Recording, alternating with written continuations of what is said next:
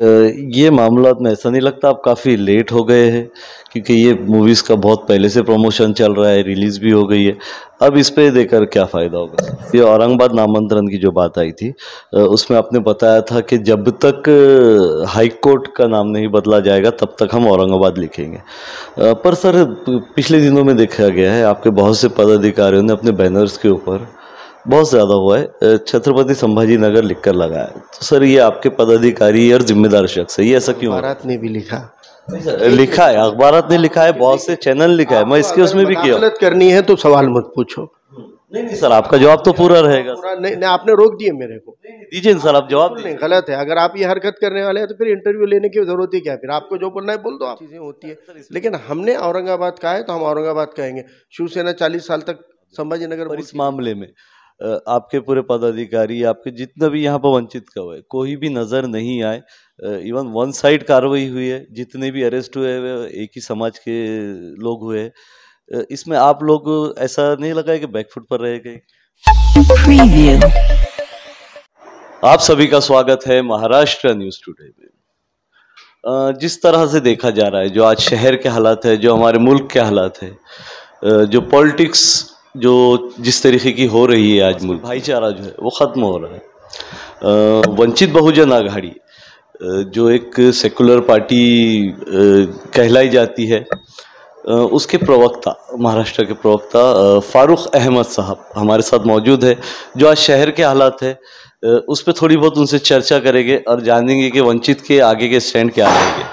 Sir, आपका स्वागत है महाराष्ट्र न्यूज़ टुडे में।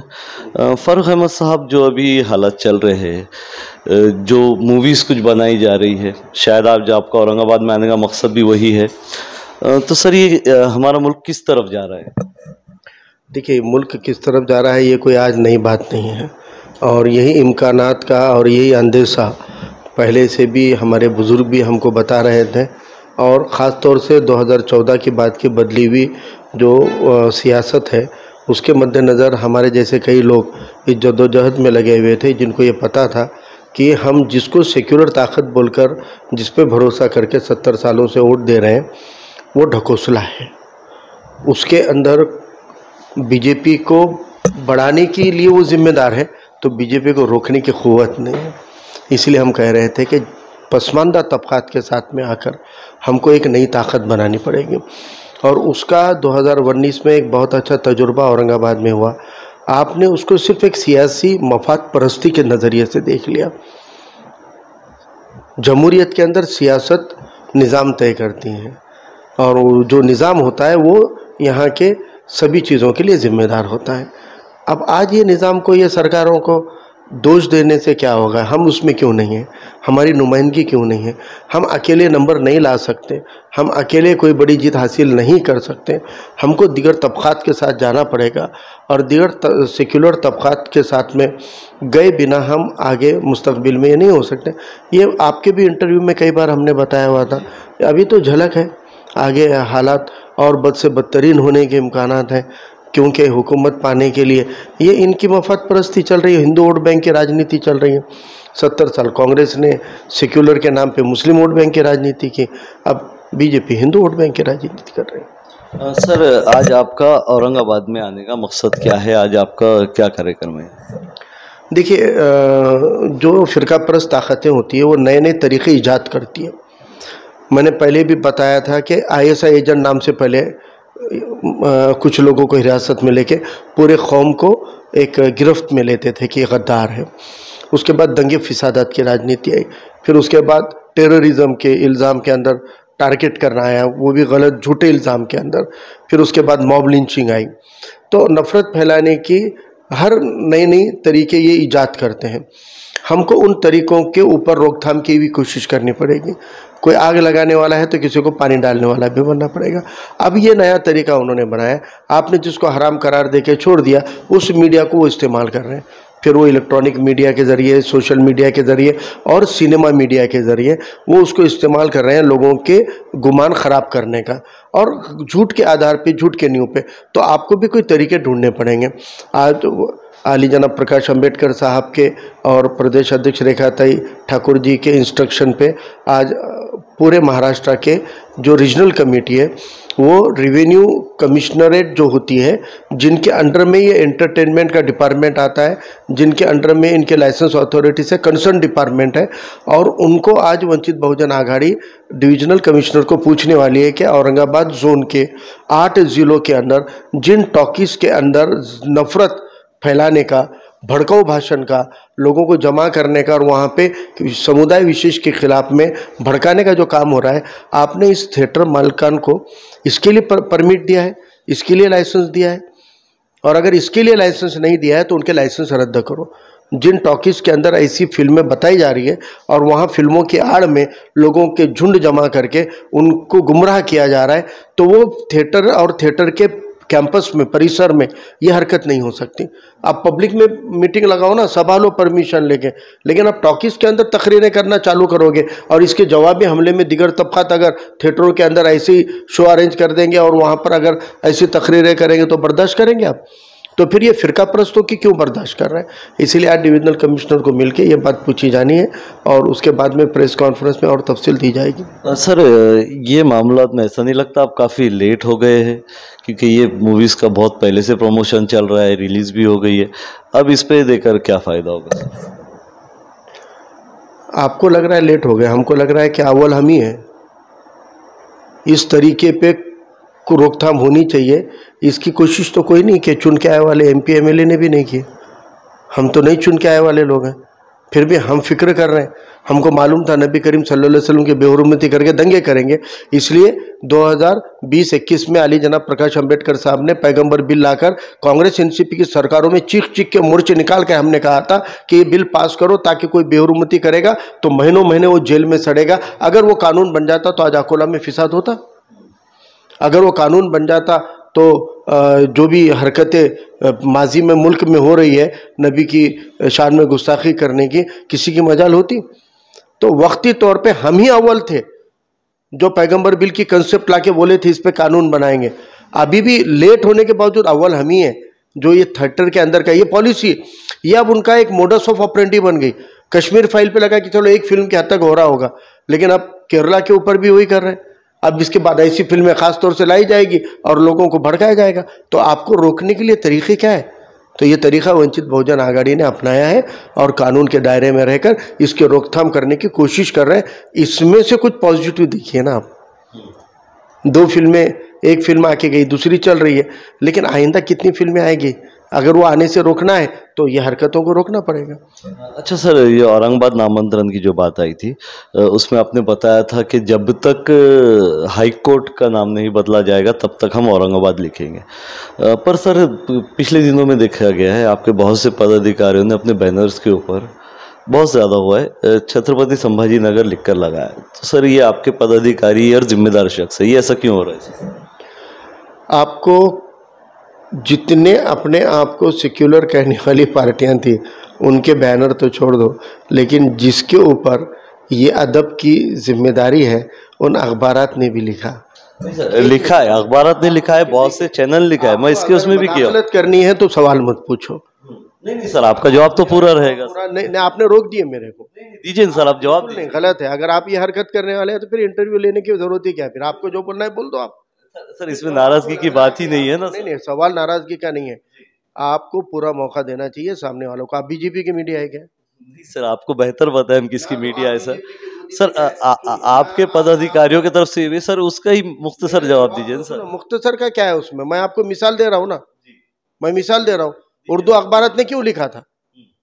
क्यों लिखा था? क्योंकि वो जीआर आने के बाद में कुछ लोग जीआर के हिसाब से टेक्निकल वर्ड लिखते हैं। आपको एक बात बता दें कि नाम बदलने से पहले एक कैंडिडेट के फॉर्म पर संभाजी नगर लिखा हुआ था, तो उस फॉर्म के ऊपर भी ऑब्जेक्शन डाला गया था कि वो बोलते होंगे अलग बात है, लेकिन गवर्नमेंट क्या बोलती, तो उसका फॉर्म रिजेक्ट हुआ। अब कल को यही एमपी एमएलए के फॉर्म भरेंगे तो उसके अंदर उनको अगर नाम बदले वाला रहा तो जो बदला वो टेक्निकल तो लिखना पड़ेगा। उसी तरह हम लोग अपनी ज़ाती ज़िंदगी में औरंगाबाद को औरंगाबाद ही बोल रहे हैं, लेकिन सब पे हर फार्मूला लागू नहीं होता। वहाँ पर कुछ प्रोटोकॉल रहता है, कुछ टेक्निकल चीज़ें होती है, लेकिन हमने औरंगाबाद कहा है तो हम औरंगाबाद कहेंगे।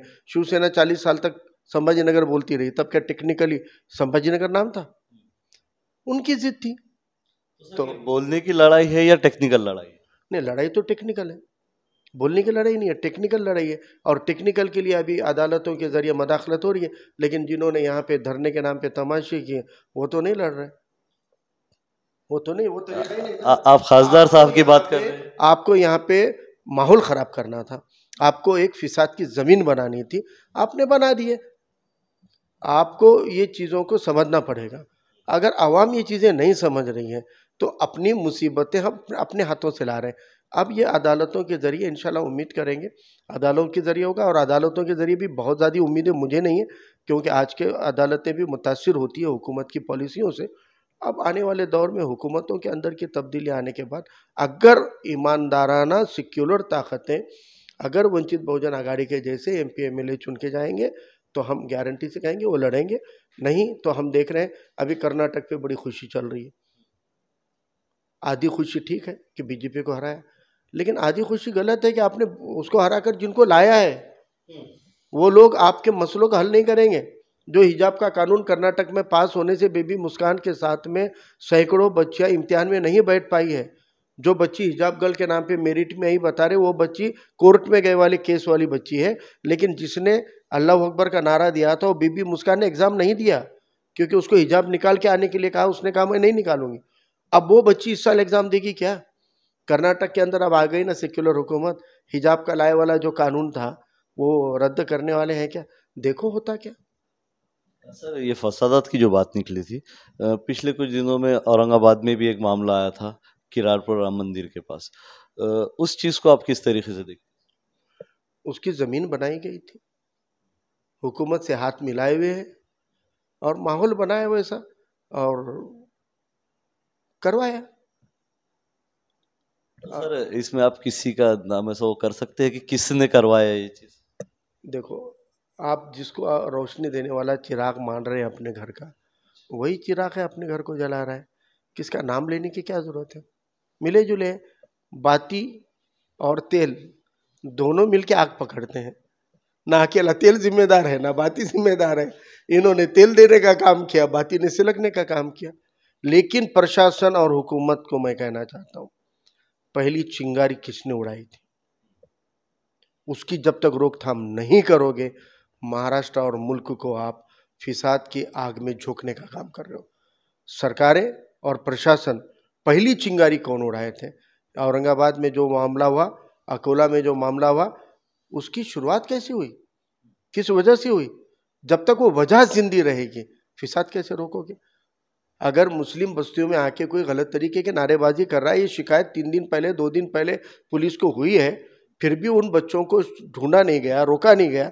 अगर वो बच्चे वो हरकत नहीं करते तो जमावड़ा ही नहीं जमता। और मॉब साइकोलॉजी तो मॉब साइकोलॉजी, इधर क्यों कि उधर क्यों। सर इसमें अक्सर देखा गया है कि वंचित बहुजन आघाड़ी ऐसे मुद्दों पर बहुत बढ़ चढ़ के आगे आती है जो बेगुनाह है उनको इंसाफ दिलाने के लिए। पर इस मामले में आपके पूरे पदाधिकारी, आपके जितना भी यहाँ पर वंचित का हुआ है, कोई भी नज़र नहीं आए। इवन वन साइड कार्रवाई हुई है, जितने भी अरेस्ट हुए वे एक ही समाज के लोग हुए हैं। इसमें आप लोग ऐसा नहीं लगा है कि बैकफुट पर रह गए? कुछ चीज़ें अल्लाह की रज़ा के लिए करनी होती है, वो दिखावे के लिए नहीं होती हैं। पॉलिटिक्स में तो सब चीज़ें दिखावे के लिए होती है ना जो भी नहीं, देखिए जो भी करना है, आपको बता दूं कि जब अकोला में फिसाद हुआ, अली जनाब प्रकाश अंबेडकर साहब ने हिंदू समाज के जिम्मेदारों को बुलाकर मीटिंग ली, मुस्लिम समाज के जिम्मेदारों को बुला के मीटिंग ली, प्रशासन से बातचीत की और ख़ुद मुख्यमंत्री को जाके बताया फिसाद की असल जड़ को ख़त्म करो। जिन लोगों की शिनाख्त 2-3 साल पहले नागपुर की कोई SIT ने की थी, उन लोगों पे पाबंदी नहीं लगी, इसलिए ये फिसाद हुए। ये बात CM तक जाकर बैठकर बताई गई। औरंगाबाद के मामले में भी जो भी सही कदम थे, और हमको ये मालूम था कि यहाँ के चिराग में ही अगर गलती थी तो यहाँ पर बाहर पस मंज़र में आकर, लेकिन हर काम मदद करने का काम वकील साहिबान हमारे दोस्त अहबाबों में के हैं और उनको पीछे खड़े रहने का काम जो भी करना था हमने किया। सर ये जो चिराग की बात चल रही है, ये चिराग का सर जलाने के पीछे तेल कौन बने थे एक वक्त? नहीं, देखो मैं क्या बोल रहा हूँ आपको, फिसाद को जलाने का काम जिस चिराग ने किया, अंधेरे में रोशनी की उम्मीद से किए थे। तो मैंने पहले लाइन में कह दिया, वो मफाद परस्ती की सियासत कर दी। तो आप तो किसके पेट में जाके देख नहीं सकते। आपकी नीयत अच्छी थी, नीयत अच्छी थी, अच्छी नीयत से आपने किया, लेकिन वो नहीं किया। अब कितने बार मेरे से उगलवाते आप, अब वो लोग भी बदजन हो गए यार वो आदमी। नहीं नहीं, वो आदमी की बात नहीं कर रहा हूँ सर मैं। ये जो चीज़ हुई है सर, जितना बड़ा ये कार्रवाई हुआ है, ये जो चीज़ हुई है, इसमें अच्छे से इसको किया जा सकता था। जो दंगाई है उसके फेवर में कोई भी नहीं रहते, ना हम रहेंगे ना आप रहेंगे। पर सर इसको अब कहीं ना कहीं इसमें ऐसा नहीं लगता आपको आगे आने की ज़रूरत है वंचित बहुजन आघाड़ी को, कि एक साइड कार्रवाई जो हुई है उसको सही तरीके से करा जाए, ये कार्रवाई को सही रूट पे लाया जाए। वंचित बहुजन आघाड़ी ने पुलिस कमिश्नर को नुमाइंदगी की है, निवेदन भी दिया है, हमारे डेलीगेशन में जिम्मेदार रहे हैं। वक्त तौर पे जो भी कार्रवाई रोकने के लिए जो भी ज़रूरी बातें बतानी थी वो बताई गई है। वंचित बहुजन आघाड़ी ने खाली उसको मीडिया में नहीं लाया है। हमने एक वक्त था जब कमिश्नर तक ये इत्तला पहुंचाई कि अगर आप ये रोकथाम नहीं करोगे, आप अगर ये गिरफ्तारियों का, बेगुनाह लोगों की गिरफ्तारियों का सिलसिला नहीं रोकोगे, तो हज़ारों की तादाद में हम जेल भरो करेंगे। और सर अभी जो हाई कोर्ट के ऑर्डर पे कलेक्टर ने एक लेटर निकाले हैं कि औरंगाबाद का जब तक केस चालू है नाम औरंगाबाद ही रहने देना चाहिए, पर उसके बावजूद भी अभी भी सभी सरकारी इमारतों पे जो नाम शो होता है वहीं पे संभाजी नगर लिखा हुआ आ रहा है। तो इस चीज़ को आप इस पे भी कुछ आगे करेंगे आंदोलन वगैरह? हुकूमत की पॉलिसी प्रशासन को मुतासिर करती है, अदालतों को मुतासिर करती है। आप हुकूमत में नहीं हो तो आप हुकूमत में नहीं रहते हुए मुतासिर नहीं कर सकते। और अगर आपको लोगों को लगता है कि गवर्नमेंट पे, एडमिनिस्ट्रेशन पे, यानी सरकार और प्रशासन पे आपका दबाव रहना चाहिए, तो आपको ईमानदार नुमाइंदे और दीगर तबक़ात के साथ में जुड़ना पड़ेगा। आपको इत्तेहाद करना पड़ेगा, दीगर तबक़े आपके लिए उठ के खड़े रहें। इसलिए ज़रूरी है कि आप भी दीगर तबक़ात के लिए उठ के खड़े रहें। सर जो आपका एक आखिरी सवाल मेरा, जो शिवसेना के साथ आपका अलायंस हुआ है, उद्धव ठाकरे साहब के साथ जो हुआ है, ऐसा नहीं लग रहा है कि उसके बाद से वंचित थोड़ा सा बैकफुट पे आ रही है? जो आइडियोलॉजी वंचित की मानी जाती थी, वंचित बहुजन आघाड़ी जिस तरीके से चलती थी, इस अलायंस के बाद वो चीज़ से थोड़ा सा आप लोग पीछे आए हुए लग रहे हैं, ये चीज़ सही है सर? बिल्कुल नहीं। उस चीज़ के बाद में कई प्रवेश हुए हैं, उस चीज़ के बाद में कई अभियान चले हैं, उस चीज़ के बाद में चले हैं, कई एक्टिविटी हमारी हुई हैं, पार्टी के प्रोग्राम्स हो रहे हैं। रुका कुछ भी नहीं है। तुम्हारा नज़रिया और तुम्हारा अप्रोच कम हो गया, आपकी हमारी मुलाकातें कम हो गई, आप हमको कवर कम कर रहे हैं। नहीं सर, आपका वक्त कीमती हो गया। आपके चैनल के ऊपर हमने देखा है कि कई एक्टिविटी आपने कवर किए हैं, कई अभियान चलाए, आपने ही कवर किया है, फिर आप कैसे बोल सकते हैं कम हुआ नहीं हुआ? और दूसरी बात, शिवसेना के साथ हमारा अलायंस हुआ है, लेकिन महाविकास आघाड़ी के साथ में अभी अंडर प्रोसेस है। अब वहाँ पे तय करेगा कि उनके साथ में कुल मिला के क्या सूरत हाल होगी। तो आज उसको बहुत ज़्यादा एक्टिवली हम उसका कोई असर होने के जैसा तो हुआ ही नहीं कोई एक्टिविटी। अभी हम दोनों ने साथ में मिलकर सभाएं भी नहीं की है, तो उसका हम पे क्या असर होगा? और हमारी पॉलिसी क्लियर है। बीजेपी को रोकने की ईमानदाराना कोशिश शिवसेना, उद्धव ठाकरे, बाला साहेब ठाकरे की कर रही है, और जो बीजेपी को रोकने की ईमानदाराना कोशिश करेगा उसको साथ लेने की हमारी कोशिश है। बहुत शुक्रिया साहब। तो ये थे फारूक अहमद साहब, जिनसे काफ़ी मुख्तसर वक्त में एक इंटरव्यू मिला है। कुछ टाइम की कमी होने की वजह से बहुत से सवाल और थे जो इंशाल्लाह हम अगली इंटरव्यू में करेंगे। तब तक के लिए हमारे चैनल को सब्सक्राइब कीजिए, इस वीडियो को लाइक कीजिए और ज़्यादा से ज़्यादा शेयर कीजिए। मैं शाहब यासीन, महाराष्ट्र न्यूज़ टुडे, औरंगाबाद।